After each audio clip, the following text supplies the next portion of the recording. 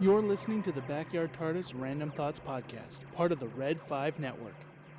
Hey, Nicholas with the Backyard TARDIS, part of the Red 5 Network, here with another Bottom 5 as we're reviewing some more classic Quantum Leap Revisited. Go check out over on the Price of Reason live channel. We did all of Season 4, broke it down, ranked all the episodes, but now I am going to give my Bottom 5 of the season. So these are my personal thoughts. I had some strong feelings. So far, this season has had the lowest of the low. Of course, Season 5 will be a challenger on that, but this is going to be a much more spicy Bottom 5. Okay, my number 5 is not that bad, though. Plays the things. I give this a C+. Sam is a young man living with a woman 25 years older than him. He's an off-Broadway actor. Now the son shows up. He's like, this guy's no good for my mother. She's going through a midlife crisis. And he brings an older gentleman from their home community who's known as a ladies' man to try to pick up and get her interested in a guy her own age, not her son's age. Now, the main thing is, like, the plot and everything of this one is fine.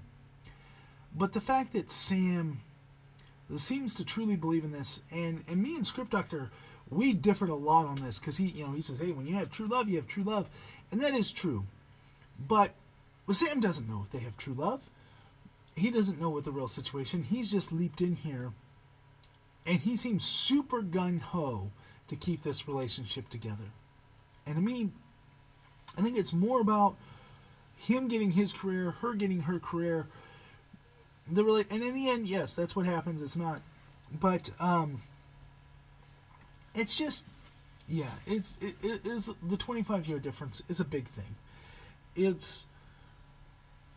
And so that's really why this is where it is on the list. If they had made it like somewhere between 15 and 20 years, 20 years is already kind of a bit too much for me, but 15 would have been fine with. But that's still a big gap, but it's a doable gap. But it just, yeah, I'm not going to dwell on it more. I just didn't like that plot line. Okay, number 4, gave this a C. It's Stand Up. This is the Bob Saget comedy episode that had no comedy. There were no funny jokes in this. In fact, only funny jokes had nothing to do with any of the stand-up in this one. This was a true waste of Bob Saget. You need to get somebody who understands comedy to write some bits for the script. And that's why it falls flat. Like, the story itself is not bad, but they make him this unlikable guy, the Bob Saget's character, who's picking a fight with everybody, being mean to his girlfriend. Why is she his girlfriend? Well, we don't know. We never get to see the good side of him. And everybody seems to want him to be their talent, but they never give us a reason why. So it just makes him all around unlikable. This is a waste of such a great actor.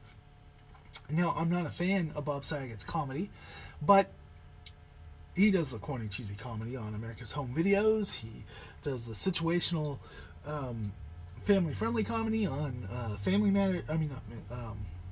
Full House. They could have done something here with him. So this is number 4, because it's just, you cannot do an episode on stand-up comics and then not have some good comedy. Number 3, we're going through these in a lightning room, but Moments to Live. I gave this a C. Sam leaps into a soap opera actor. And they're recreating misery here, because he gets kidnapped by this woman who won a contest to have lunch with him. And her and her husband kidnap him. Her husband's shooting blanks. He's also not romancing her. And so there's this whole thing where it's like she's super kooky and crazy, and he's chained up. The boyfriend's like, you're gonna do it. You're gonna impregnate my wife, but there's not gonna be any enjoying it. And she's like, you're ruining it. This episode is just wonky. At any point, Sam could just roundhouse kick these people and get away. They're not intimidating people. And there's tons of opportunities when they don't have a gun pointed directly at him that he could take advantage of and get away. But he doesn't. It's misery done badly. It's just kind of a frustrating episode. Okay. My number 2 is Dreams. I gave this a C-. Sam leaps into a cop over a dead body. And they do all these weird flashbacks to the murder in black and white because Sam, it turns out, spoilers. The murderer was this therapist who does hypnotism, and he hypnotizes Sam, and that somehow makes his mind merge and get all wonky with the person that he's leapt into, and he's remembering childhood trauma, him doing the child's voice. This is supposed to be the spooky episode of the season, but it's not like Halloween spooky, it's more like slasher film spooky, like horror vibes in that way. And him talking like the little kid and doing that voice is, oh, mommy, type stuff. No, that's awful. Is that a dead body? I don't want to go there. They were trying to be artsy. They were trying to do that. And they just all around fail. I don't like this one. I can see why some people might like all the artsiness of it and be like, oh, this is such a great episode. They did something unique. If you're into those kind of films. I'm not. I almost didn't make it through this episode. I did not want to watch this episode. And I will not be watching this episode again. I give it a C-. Well, let's be honest. This is a D. I was trying to give it credit because I know some people like it for certain reasons and stuff, but I just didn't like this. That brings me to my number 1, and this one enraged me. Once again, spoilers. This is going to be the worst one in the whole show for me. This is The Wrong Stuff, and I gave this the exact same thing that my 7th grade English teacher gave me, and that is an F-. You might be thinking, there's no such thing as F-. My parents were thinking the same thing, but I moved from one school to another, and she required all stuff be written in cursive, or you get a 0, or be typed on a computer. Didn't have a computer, wasn't taught cursive in my other school, so I didn't know how to do it. Suddenly I'm in 7th grade and having to do that, and I got an F- until my parents went in and said it's not fair that some of the kids get to do their essays in Spanish. That's just a little side give here, but yes, so F- exist, and that's what this gets. Sam leaps into a chimp. Okay,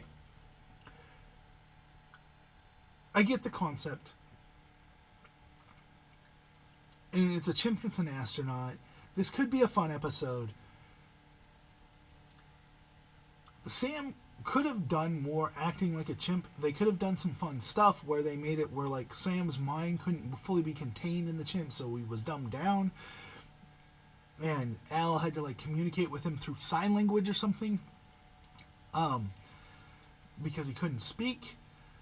They could have gone the other way and had him be a talking monkey, but that would have completely changed the flavor of the episode. But here's the thing.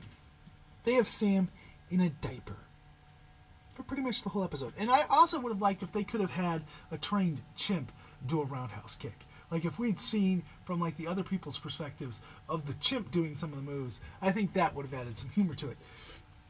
But it just felt to me, seeing Sam around in a diaper, they give him a female chip to be a love interest, which is ooh.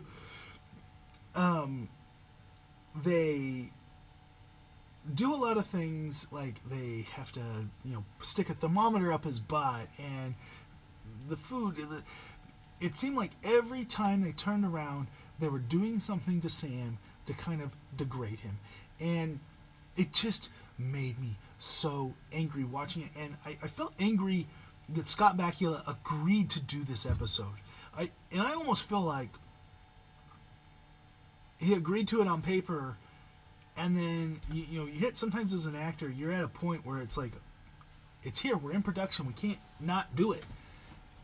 But when you realize, like, I can't imagine that he was happy with how this turned out. It was really, really not good how it looked for him. And this is, honestly, watching this week to week as a show at the time, this is kind of the episode, there's been some CW shows that I've started and then stopped. This is the kind of show that I might actually stop watching the show because of this episode. I just would lose interest of tuning in the next week. This is, for me, the low point of the show. And that's why I give it an F-. And it's funny, it seems the harder I go on this episode, the more other people who didn't seem to like it to begin with start to be more easy on it. But this to me is the lowest point of the show. I will take Harvey Oswald, I'll take all of that over that any day of the week over this. If you want to do the plan of the animal rights thing, he could have leaped into any other person inside this episode and done that. It just, yeah. This episode is a huge miss for me. I really dislike it. I was physically angry when this was done. And admittedly, I had to stay up late to watch it, and that made me even more angry. But I don't ever want to see this episode again. And, I haven't watched the new series. Price is done. He's told me plenty about it. I've heard plenty about it from other people. I'm going to stay ignorantly bliss on that. But one thing I did look up, not once in the new series did they ever have him jump into a chimp. And so that is something that the new series has on the classic leaps. This is one point in its favor. There may not be any other points. There may be 1,000 points against it versus the classic. But it didn't have the main character leap into a chimp. So, anyways, that is my bottom 5 of Season 4. Now all that's left is Season 5. We'll be doing that on the Price of Reason live channel on this upcoming. But check that channel out. It'll be linked in the description. This has been my thoughts, but you can get the thoughts of everyone else. What do you think? Do you dislike these episodes? Do you like these episodes? Let me know why if you do. I like different opinions, so don't ever hold back. And let me know what your bottom 5 of Season 4 were. Once again, this is Nicholas with the Backyard TARDIS, and I will catch you in the next video. Greetings, listener. Just a reminder that the podcast you just heard is a proud member of the Red 5 Network family.